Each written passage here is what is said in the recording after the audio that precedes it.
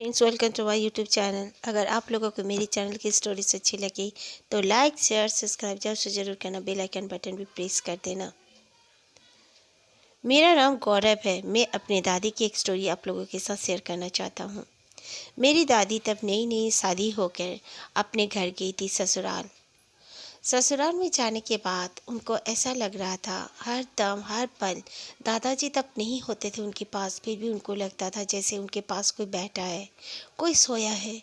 दोपहर के वक्त भी दादी को ऐसा फील हुआ करता था। दादी किसी को बता नहीं पाती थी क्योंकि वो बिल्कुल नई नई बेली दुल्हन थी। दादी को सपने आने लगे रात के समय में। दादाजी सोया करते थे उनके बगल में ही, लेकिन इसके बावजूद दादाजी को शक्ल में ही दादी को लगता था दादी के साथ कुछ छेड़खानी कर रहे हैं, दादी के साथ बदसलूकी कर रहे हैं। दादी चीखते हुए उठ जाया करती थी। दादाजी कई बार उठकर उनको कहा करते थे, डरो मत, तुम यहाँ पर नई नई आई हो इसीलिए तुमको डर लगता है। दादी सुबह होते होते इस सब बात को बिल्कुल इग्नोर कर देती थी। करीब करीब 1 महीने बीत गए ऐसे करते करते। यहाँ तक कि दादी को लगता था कि दादी दोपहर को सोई है। दादाजी तब उनके पास होते भी नहीं थे, इसके बावजूद लगता था कि दादाजी उसके पास सोए हुए हैं। दादी को बहुत वहम हुआ है, ऐसे दादी फील करती थी। फिर एक दिन की बात है, उनके बहुत बड़ा एक अमरूद का पेड़ था उनके आंगन में। दादी को दोपहर के समय में नींद नहीं आ रही थी, तो वो जाके अपने बालों को, उनकी बहुत लंबे लंबे बाल थे, अपने बालों को खोलकर वहाँ पर झाड़ने लगी। उनके सास ससुर सो रहे थे। उनकी एक छोटी ननद थी जो कि स्कूल जाया करती थी। उनकी ननद स्कूल से आई और वो खाना खाने लगी तब टीवी लॉन्च में बैठकर, और दादी अपना उसी पेड़ के नीचे बैठकर, पेड़ के छांव में एक चारपाई बिछी हुई थी, वहाँ बैठकर अपना बाल झाड़ने लगी। बाल झाड़ते झाड़ते देखती है फिर से उनका दरवाज़ा नॉक होता है। दादी जाकर खोलती है तो देखती है कि दादाजी हैं। दादाजी इतनी जल्दी आ गए, इसका कारण दादी जानना चाही तो दादाजी बस उनके और मुस्कुरा के देखकर अंदर की तरफ चले गए। दादी उनके पीछे पीछे आ ही रही थी तो उनकी ननद ने कहा, क्या बात है, आप अंदर क्यों जा रही हैं? मैं तो खाना खाकर आपके पास बैठने आने वाली हूँ। दादी ने कहा, देखी नहीं, तेरे भैया आ गए हैं, तेरे भैया को मैं खाना वाना परोस दूँगी, उसके बाद हम दोनों बैठ जाएंगे। ये सुनकर उनकी ननद बोलने लगी, तब क्लास 8 या 9 में उनकी ननद पढ़ा करती थी।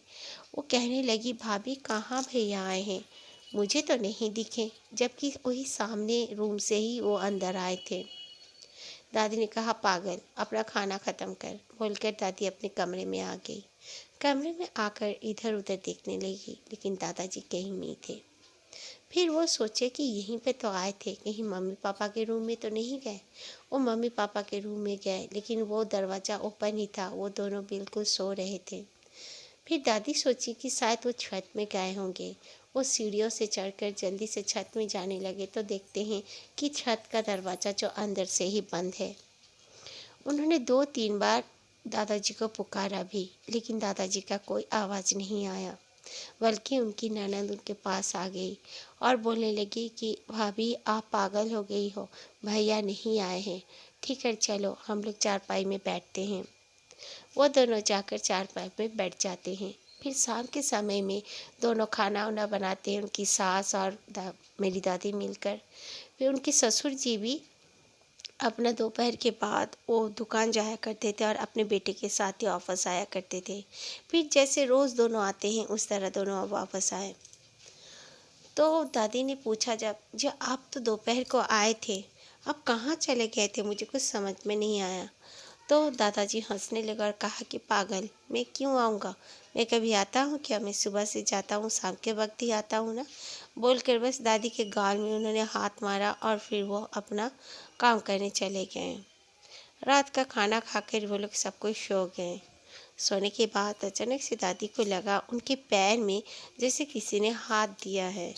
उन्होंने अपने पैर के ओर देखा तो देखते हैं कि वहाँ पर बिल्कुल दादाजी जैसे कपड़े पहने हुए सोए थे, उसी तरह कपड़ा पहने हुए कोई आदमी खड़ा है, यानी कि दादाजी खड़े हैं। वो उठकर बैठे ही थे कि देखते हैं उनके पास में दादाजी बेसुध होकर सो रहे हैं। फिर उन्होंने देखा तो वहाँ पर कोई नहीं था। दादी का बिल्कुल दिमाग ही काम करना बंद कर दिया था जैसे। दादी हरदम यही बात सोचने लगी थी कि ये कौन है। दादाजी का बे मौजूद नहीं होते हैं जिस जगह में, फिर भी दादाजी दिखने लगते हैं और वो कहते हैं कि मैं आया ही नहीं था, मैं वहाँ नहीं था। इस तरह कैसे हो सकता है। मेरी दादी तब 16 साल की ही हुआ करती थी। इसी तरह करीब करीब 20 या 25 दिन बीत गए। दादी ने अपने सास से एक दिन कहा, माँ जी मैं आपसे कुछ शेयर करना चाहती हूँ। उनकी सास ने कहा, बोल क्या बात है। तो उन्होंने सारी बातें बता दी। तो दादी की जो सास थी उन्होंने कहा कि तेरा कुछ वहम है बेटी। बोलकर वो ना एकदम जैसे कुछ जानती हो इस तरह प्रिटेंड की वो अपने शक्ल को, और दादी को बिल्कुल आँखों की नीचे से देखी और चली गई और कहा, ये सब छोड़, तू भगवान का नाम ले, कुछ नहीं होगा। इस तरह बोल के वो चली जा रही थी। फिर दादी अपना दौड़ते हुए उनके पास गई और बोलने लगी, नहीं माँ जी, आप बोलिए, कुछ ना कुछ तो ज़रूर है, मुझे बहुत डर लगता है। हरदम आपका बेटा घर में मुझे दिखता है जबकि वो बाहर रहते हैं। ऐसे कैसे हो सकता है और किसी को कुछ क्यों नहीं दिखता। तब दादी की सास ने कहा, बेटा तू डर मत, यहाँ पर ऐसा कुछ हुआ था। हमें भी बहुत बार कोई ना कोई नहीं है घर में, वो दिख जाता है, उसकी शक्ल में कोई ना कोई दिख जाता है, लेकिन वो वहाँ पर नहीं होता है, उसके बावजूद भी वो हमें दिख जाता है। ऐसे क्यों होता है। एक बार हम लोगों ने एक बाबा से चर्चा किया था। वो बाबा ने यहाँ पर आके पूजा पाठ बहुत कुछ किया, लेकिन इसके बावजूद भी आज भी तक वो प्रॉब्लम हमारे घर में सॉल्व नहीं हुआ। ज़्यादातर हमें गार्डन के और दिखता था। सारी जगह हम लोगों ने बहुत तरीके से हम उसको शुद्ध करने की कोशिश की, लेकिन फिर भी ये प्रॉब्लम सॉल्व भी नहीं होता है। तो दादी ने कहा, क्या चीज़ है। बाबा जी ने नहीं बताया। तो दादी की जो सास थी उन्होंने कहा, नहीं, उन्होंने इतना क्लियर तो बताया नहीं, लेकिन उन्होंने कहा है कि बहुत पूजा पाठ करने से और भगवान का नाम लेते रहने से वो चीज़ नहीं दिखेंगे। हमें पहले पहले बहुत दिखता था, लेकिन फ़िलहाल हमें किसी को नहीं दिखता।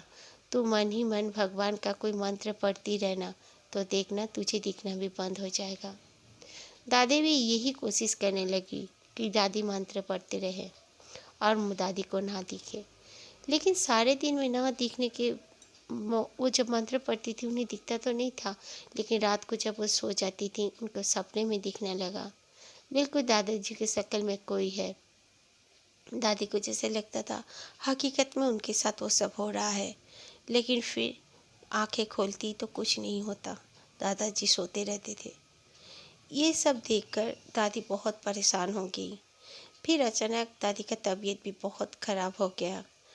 ट्रीटमेंट चेकअप कराने के बाद पता चला कि दादी माँ बनने वाली है, यानी कि मेरे बड़े पापा होने वाले थे।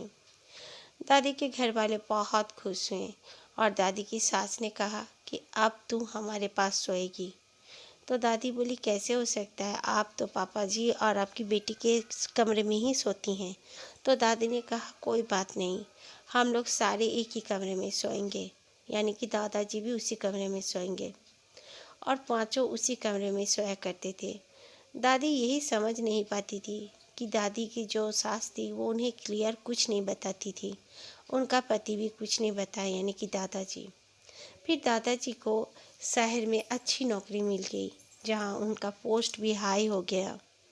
इस वजह से दादाजी ने एक कमरा बुक कर लिया, यानी कि रेंट पे ले लिया, और लेने के बाद वो अपनी पत्नी को और अपनी बहन को शहर लेकर आ गए। उनकी बहन को पढ़ाना था और अपनी बीवी बच्चों को लेकर वो शहर में ही रह गए। फिर इधर उधर ट्रांसफ़र होने लगा क्योंकि उनको रेलवे में जॉब लग गया था। उसके बाद दादी के सास ससुर दोनों के डेथ हो गए, उनके ननद की शादी हो गई। फिर गांव ज़्यादा जाना ही नहीं होता था, लेकिन दादी बताती थी, अगर कभी जाओ गांव तो गांव के घर में जैसे डर लगता है, इस तरह फील हुआ करता था।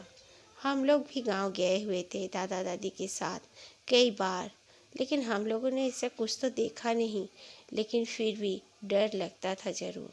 उस घर में क्या था, कौन था, वो आज तक हमें किसी को पता नहीं।